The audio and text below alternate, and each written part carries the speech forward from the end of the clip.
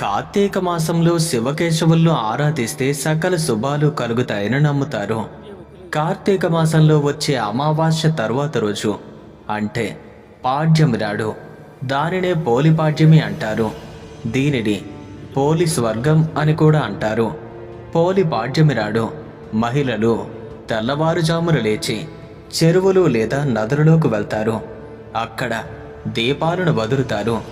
ఆ రోజు ముఖ్యంగా పోలి కథను వింటారు.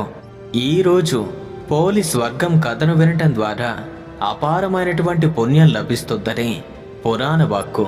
ఇప్పుడు పోలి స్వర్గం కథను చెప్తాను, జాగ్రత్తగా వినండి. చాలా కాలం క్రితం కృష్ణానదీ తీరాన బాదర అనే ఓ చిన్న గ్రామం ఉండేది. ఆ గ్రామంలో సంపన్న కుటుంబాలు, రైతు కుటుంబాలు, వర్తక కుటుంబాలతో పాటు ఓ చాకలి కుటుంబం కూడా